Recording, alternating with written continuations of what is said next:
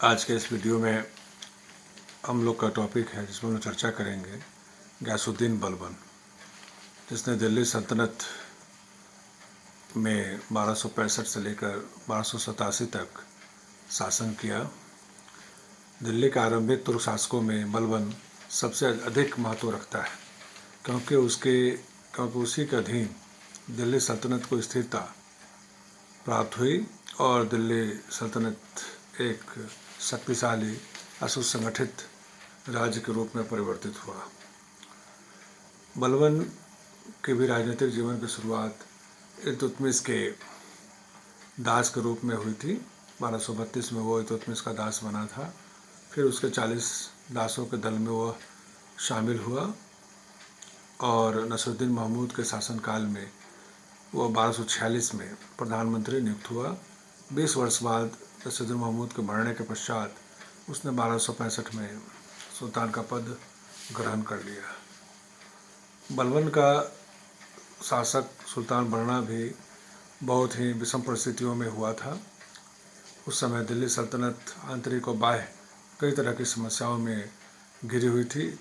पश्चिमोत्तर क्षेत्र में मंगोलों का आक्रमण पूर्व की तरह जारी था और वह पंजाब के अंतर्गत ब्यास नदी के तट तक मंगोल आ चुके थे। वहाँ तक आने के कारण दिल्ली भी असुरक्षित हो गई थी और हमेशा यह खतरा बना रहता था कि मंगोल कभी भी दिल्ली पर आक्रमण करके अपना कब्जा कर सकता है। बलबन के पूर्व इल्तुतमिश के उत्तराधिकारियों के शासनकाल में सल्तनत के भीतर अराजकता और व्यवस्था काफ़ी फैल गई थी और वह शक्ति और प्रतिष्ठा के पतन का काल माना जा सकता है। इससे भी कई समस्याएं उत्पन्न हुई थी। सामंत वर्ग पूर्णतः उदंड और अनुशासनहीन हो गया था और सामान्य प्रशासन बिल्कुल ढीला पड़ गया था। ऐसी परिस्थितियों में इल्तुतमिश के बाद बलबन ही वह शासक हुआ जिसने दिल्ली सल्तनत को पूर्व की तरह या पूर्णतः प्रतिष्ठित करने का काम किया, पूरा प्रतिष्ठा उसके लिए पहुंचाया उसमें बलबन पूर्णतः सफल भी रहा। बलबन के द्वारा जो किए गए कार्य थे वो उसका प्रभाव पूरे दिल्ली सल्तनत के आने वाले 250 वर्षों के इतिहास में जारी रहा। बलबन ने दिल्ली सल्तनत को सर्वोच्च सत्ता और शक्ति प्रदान की थी। हम इतिहास के छात्रों को क्वेश्चन आते हैं एग्जामिनेशन में बलबन के ऊपर, उसमें लिखा होता है कि बलबन के राजत्व सिद्धांत की चर्चा करें। राजत्व सिद्धांत का मतलब होता है कि उसने किस पॉलिसी के तहत राजा की स्थिति को जनता के सामने रखने का काम किया। बलबन ने स्पष्ट रूप से राजत्व को डिवाइन पॉलिसी, धर्म से, दैवीय शक्ति से जोड़ा। उसने सत्ता के राजा के प्रतिष्ठा को बढ़ाने के लिए, शासक प्रतिष्ठा को बनाने के लिए उसने यह स्थापित करने का काम किया कि राजा ईश्वर का सीधा आशीर्वाद प्राप्त प्रतिनिधि है और कोई अन्य व्यक्ति उससे अपनी तुलना करने का साहस नहीं कर पाए, करने की सोच भी न रखे। इस तरह से उसने डिवाइन पॉलिसी का उसने यूज किया और सुल्तान को ईश्वर का छाया माना। जो लोग उसके इस पॉलिसी को मानने में जिनको भी प्रॉब्लम हुआ, चाहे जो इसको मानने में थोड़ा सा भी प्रॉब्लम किए, उसके साथ बलबन ने बहुत ही सख्ती के साथ उसका सफाया कर दिया। निरंकुश राजतंत्र की कल्पना शासक की शक्ति में वृद्धि के कारण सार्थक सिद्ध हुई, जबकि अर्धदैवी सद्गुरु के कारण राजत्व की प्रतिष्ठा काफ़ी बढ़ गई थी। बलबन ने सुल्तान के शक्ति में वृद्धि के साथ साथ सामंतों की शक्ति पर अंकुश लगाया तथा उन्हें केंद्रीय प्रशासन के नियंत्रण में रखा। केंद्रीय प्रशासन के नियंत्रण में रखा। उसने केंद्रीय सैन्य विभाग दीवान अर्ज की स्थापना की। मतलब कि उसने पहले जो सैनिक व्यवस्था थी जो सामंतों के पास होती थी और सामंत आवश्यकता पड़ने पर सुल्तान को सेना दिया करते थे, वहाँ अपनी डिपेंडेंसी कम करके उसने केंद्र में एक संगठित विभाग बनाया दीवान अर्ज और केंद्रीय सेना का निर्माण किया, जिसका फल और फायदा यह हुआ कि केंद्रीय से शासक का प्रांतीय शासक के ऊपर जो कंट्रोल था वो बढ़ गया और उनके ऊपर जो डिपेंडेंसी थी वो कम गया। उसके पश्चात उसने अपने विश्वस्त जासूस जो उसमें बरीद कहे जाते थे को पूरे राज्य में फैला दिया और जो जासूसों के द्वारा जो सूचनाएं उसको मिलती थी उस सूचनाओं के एक्शन में बलबन पूरे शक्ति के साथ उसका प्रयोग करता था। बलबन ने चालीसा दल के संबंधित जो भी सामंत, जो भी महत्वाकांक्षी सामंत थे जो उनको प्रतिस्पर्धा दे सकते थे, उनको उनका दमन किया और उन्हें महत्वपूर्ण पदों से धीरे धीरे हटाना शुरू कर दिया। बलबन के इस नीति को इतिहासकारों ने ब्लड एंड आयरन, लौह एवं रक्त के नीति का भी नाम दिया है।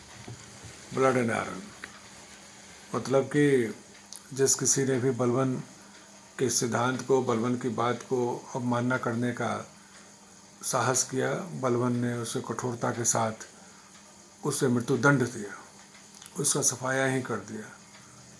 बलबन ने न्याय के क्षेत्र में भी निष्पक्ष न्याय का पालन किया। उसके राजत्व सिद्धांत में उसका निष्पक्ष न्याय बहुत ही महत्वपूर्ण स्थान रखता था।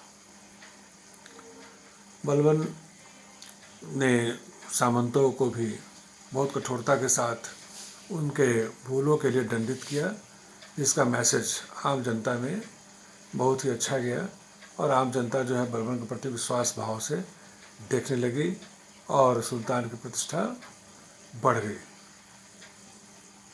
और जनता इस बात को अब समझ गया कि सत्ता का केंद्र ये सुल्तान है, न कि सामंत।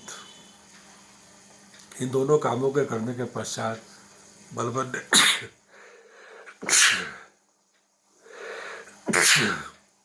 आंतरिक विद्रोहों को कुचलने की ओर ध्यान दिया। मेवाती डाकुओं को के पूरे क्षेत्र को उसने सेना से घिरवा कर उनके जंगलों को काट डाला। जितने भी उनके गांव थे उसमें जो भी पुरुष वयस्क थे उन सबों को कत्ल और मार डाला और स्त्री और बच्चों को गुलाम बनाकर बेच दिया और उन क्षेत्रों में सैनिक टुकड़ियों को की स्थापना कर दी, छावनी बना दी, कंटोनमेंट, जैसे कि फिर वहाँ पर डाकुओं का आवागमन, चाहे डाकू जो पुनः वहाँ पर संगठित नहीं हो पाए। उसका उसने कटहरी राजपूतों को भी उसी प्रकार से कुचल दिया और कितने लोग उस युद्ध में मारे गए। जिसने भी बलबन का विरोध किया, बलबन ने उसको पूर्णतः उसका सफाया करने का काम कर दिया। कटहरी राजपूतों के बाद बलबन ने बंगाल के गवर्नर तुगरिक बेल के विद्रोह का भी सामना किया। बंगाल पहली बार बलबन का जो सेना नायक था वो पराजित हो गया। बलबन उसके बाद खुद वहाँ गया और पराजित सेनापति की उसने हत्या कर दी, मृत्यु दंड दे दिया, जिसका मैसेज बहुत ही कठोर गया कि पराजितों का बलबन के सामने, बलबन के पास कोई स्थान नहीं है। उसके बाद उसने तुगरिल बेग को पराजित किया और उसे भी मृत्युदंड की सजा दी। आंतरिक समस्याओं को समाप्त करने के बाद मंगोलों से निपटने के लिए उसने पश्चिमोत्तर क्षेत्र में जो भी दुर्ग थे उन सबों की मरम्मत कराई और जितने भी अच्छे अच्छे सेनापति थे उन सभी लोगों को उस क्षेत्र में नियुक्ति किया कि अगर मंगोल दिल्ली की तरफ आते हैं तो उनका सफलतापूर्वक प्रतिरोध करके उनको उस पंजाब और पश्चिमोत्तर क्षेत्र में ही रोका जा सके। बलबन एक यथार्थवादी व्यक्ति था और उसने अपने सीमित सैनिक साधनों को राज्य विस्तार की जगह पर राज्य की सुरक्षा में ही लगाया। कुछ इतिहासकार इसे बलबन की सफलता मानते हैं, मगर बलबन ने अपने समक्ष ऐसा कोई उद्देश्य नहीं रखा जिसे वह पूरा नहीं कर सकता था। बलबन के शासनकाल को अधिकतर इतिहासकारों ने सुदृढ़ीकरण का युग कहा है। उसके राज्यारोहण के समय दिल्ली सल्तनत एक गंभीर संकटपूर्ण स्थिति से गुजर रही थी और उसके अस्तित्व के समाप्त होने की संभावना थी, लेकिन बलबन की मृत्यु के समय स्थिति बहुत बदल चुकी थी और दिल्ली सल्तनत ने एक सुदृढ़ और संगठित राज्य का रूप धारण कर लिया था। बलबन का अंतिम उद्देश्य अपने वंश को सुदृढ़ करना था और वंशानुगत उत्तराधिकार की परंपरा स्थापित करना चाहता था, मगर इसमें वह सफल रहा और उसकी मृत्यु के 3 वर्ष के अंदर ही उसके वंश का अंत हो गया। अतः निष्कर्ष के तौर पर यह कहा जा सकता है कि बलबन दिल्ली सल्तनत को सुदृढ़ता प्रदान करने में सफलता प्राप्त की, लेकिन अपने परिवार को वंश को सुदृढ़ करने में, उसको स्थापित करने में वह असफल रहा। बलबन के द्वारा जो किए गए सुदृढ़ीकरण के प्रयास थे, जो प्रयत्न थे, उसका प्रभाव बहुत ही लंबे समय तक पूरे दिल्ली सल्तनत में हम लोगों को दिखाई पड़ता है।